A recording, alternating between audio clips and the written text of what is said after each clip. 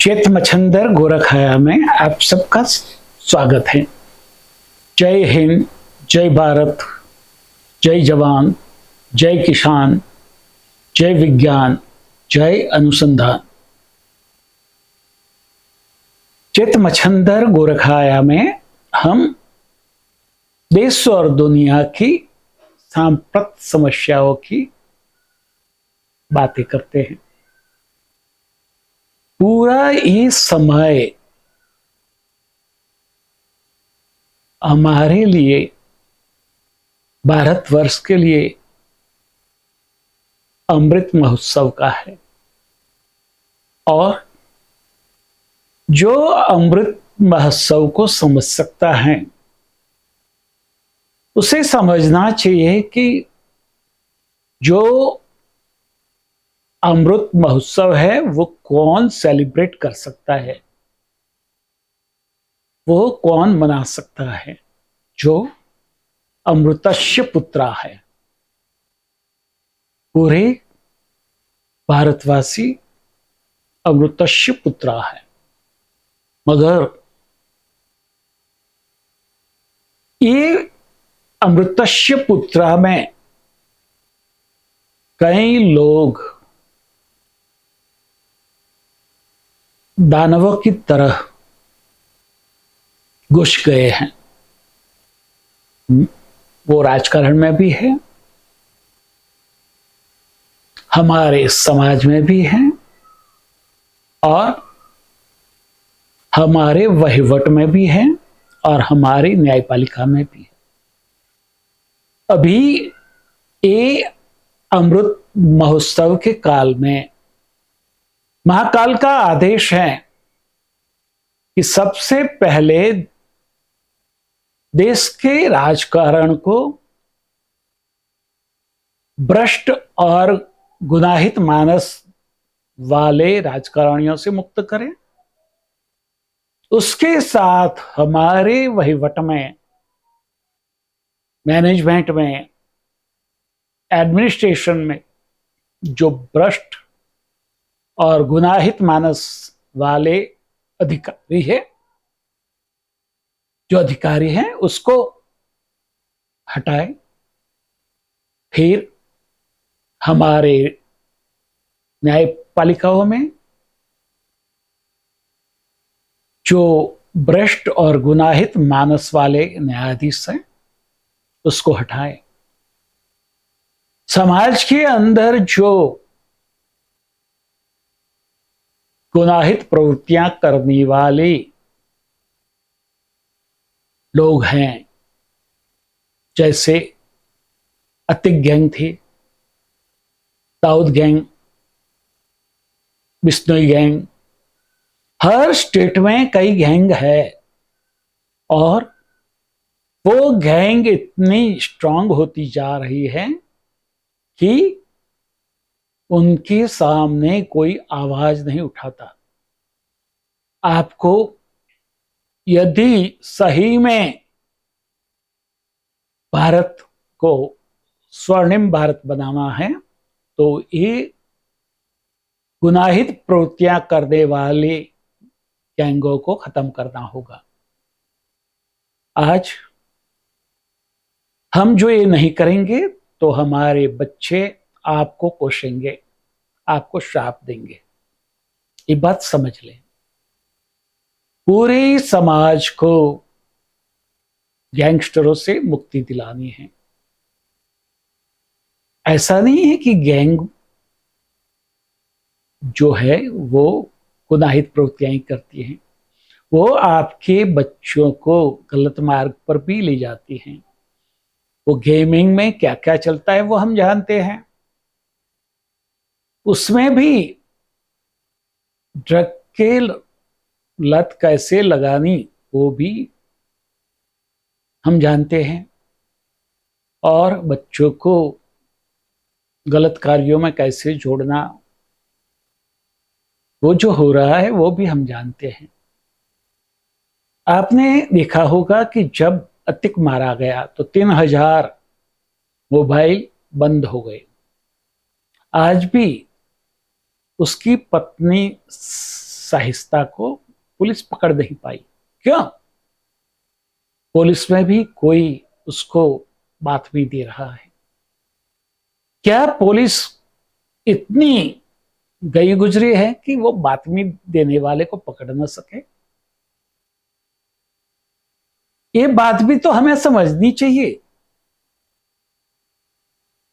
और हिजाब और बुरखे के नाम पर वो कैसे पुलिस को चकमा दे रही है, और वो बुरखा और हिजाब के लिए मुस्लिम देशों में आंदोलन हो रहे हैं उसको खत्म करने के लिए, और हमारे यहां हमारी बहन दीकरियों को गलत संदेश देकर हिजाब में और बुरखे में उलझा देते हैं। क्या वो बुरखे में खाली औरतें ही हो सकती हैं? या पुरुष वो बुरखा पहन के नहीं क्राइम कर सकता? आज जब तूफान होते हैं तो वो मुखौटा बांध लेते हैं। वो मुखौटा क्या है? वो हिजाब के जैसा ही कपड़े का है, और उससे पूरा चेहरा वो अपना कवर कर लेते हैं, और हमें और पुलिस को चकमा देते हैं। तो क्या ये सब हमें विरोध नहीं करना चाहिए? आज केजरीवाल दर दर भटक रहे हैं, अपने को जाना है, मगर अपने पैसे से नहीं, हमारे पैसे से घूमना है। तो वो पंजाब का मान साहब का प्लेन लेकर मान साहब को पंजाब से बाहर ले जाकर पंजाब की और उसका जो ध्यान है वो हटा लेते हैं। पंजाब में क्या चल रहा है वो हम नहीं जानते। पंजाब के प्लेन में केजरीवाल घूम रहे हैं। वो प्लेन का खर्चा कौन भुगतता है? पंजाब की पब्लिक नहीं, भारत की पब्लिक। हम भुगत रहे हैं, और कोई उसको ध्यान तक नहीं दे लेते, उसकी और इशारा भी नहीं करते। केजरीवाल जी ने अपनी मर्जी से, महामर्जी से अपना जो सीएम के लायक प्रेसिडेंट मिला था, घर मिला था, उन्होंने वो तोड़ दिया रिपेयरिंग के नाम पे। उसको बड़ा कर दिया रिपेयरिंग के नाम पे। साथ में जो स्टाफ क्वार्टर्स थे वो भी तोड़ दिए। पास में पेड़ थे 250 पेड़, वो भी काट दिए 10-10 पेड़ की मंजूरी लेकर। सोचो दिमाग कैसे शैतान की कब्जे में चल रहा है। और वो देश को नंबर 1 बनाना चाहते हैं, खुद विश्व के नंबर 1 भ्रष्टाचारी हैं। वो बड़ा पढ़ा, बड़ा मूर्ख, बड़ा बेवकूफ है, और पूरे दिल्ली की जनता को वो मूर्ख समझ रहे हैं, बेवकूफ बना रहे हैं। शराब नीति बदलती, बच्चा बच्चा भी जानता है कि क्या क्या किया, और वो खुद बोलते हैं हम तो कट्टर ईमानदार हैं, मगर उसके उस साथ जोड़ना है जो जेल में 2 लोग गए हैं वो बेईमानदार हैं। समझो कितनी पूरी गैंग आम आदमी पार्टी की बेईमान है, आतिशी से लेकर अरविंद केजरीवाल तक। केजरीवाल जी ने तो सबको उल्लू बना दिया, सीएम बन गए, मगर अपने पास एक भी पोर्टफोलियो नहीं रखा। बिना पोर्टफोलियो के प्रधान तो सुने थे, मगर उन्होंने तो रिकॉर्ड कर दिया वर्ल्ड रिकॉर्ड कि बिना पोर्टफोलियो के वो सीएम बन गए। यदि उसका चले तो वो बिना पोर्टफोलियो के पीएम भी बन जाए, मगर उनके बस की बात नहीं है। और किसी ने आज तक केजरीवाल को पूछा नहीं कि आपने कौन सी हैसियत से मकान तोड़ दिया, स्टाफ क्वार्टर्स तोड़ दिए, पेड़ काट दिए, और बड़ा मकान जो आपके हुद्दे के अनुरूप होना चाहिए उससे भी कहीं बड़ा मकान बना लिया। तो आपने कौन सी सत्ता से बनाया? और बोलते हैं कि हमने तो कुछ नहीं किया, हम ऑडिट करवा रहे हैं।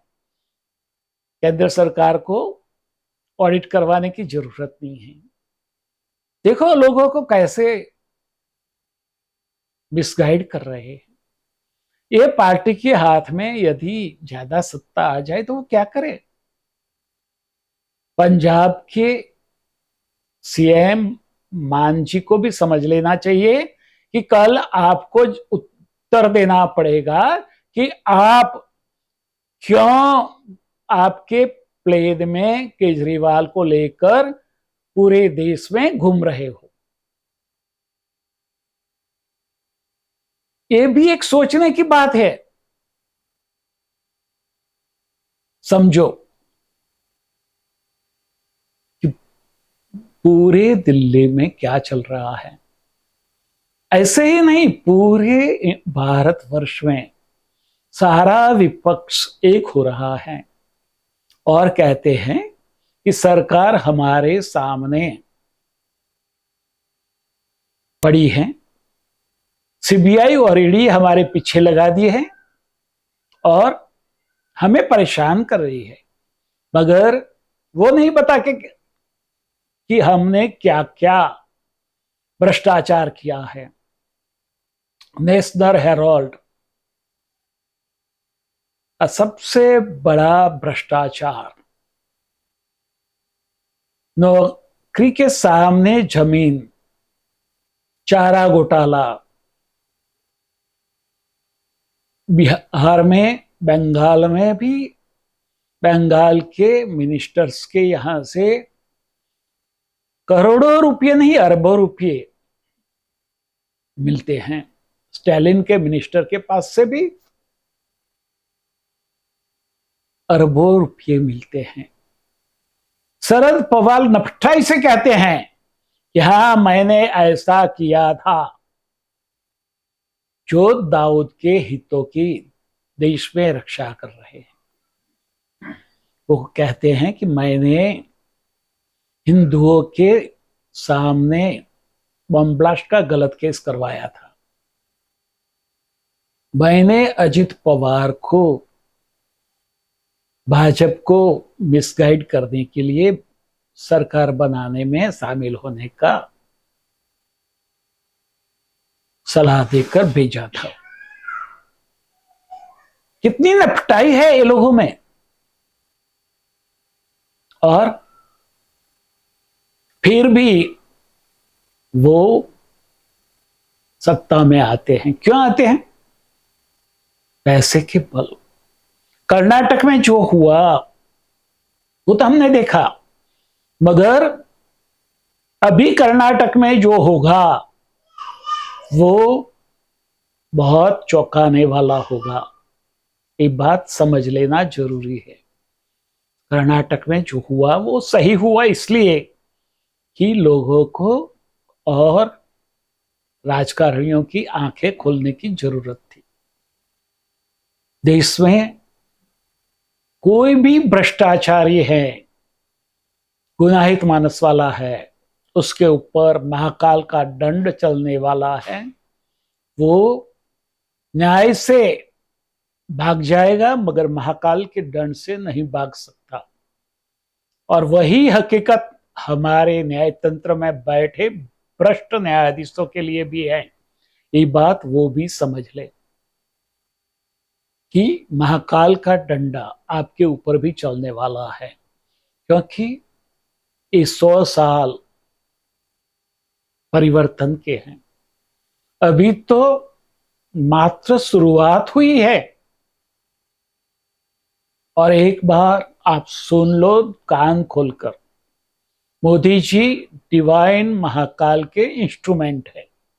बार बार मैं कहता हूं,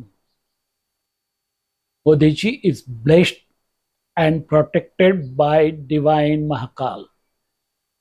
विश्व का कोई भी व्यक्ति उनका बाल भी तोड़ नहीं सकता जब तक महाकाल की इच्छा उनको आगे ले जाने की है। मोदी जी के बाद भी कौन आएगा वो महाकाल ने तय कर लिया है, मगर वो नाम बताने की मुझे इजाजत नहीं है। उसके बाद भी कौन आएगा वो भी तय है, मगर महाकाल की इच्छा को उजागर अभी नहीं करना है। सारे सिद्ध अपने अपने काम में लग गए हैं। आप भी महाकाल के साथ जुड़ जाओ, महाकाल के गण बन जाओ। आप जो भी चाहोगे वो मिलेगा। आपको सिर्फ महाकाल की इच्छा के मुताबिक अपने आप को कार्यरत करना है। तथास्तु।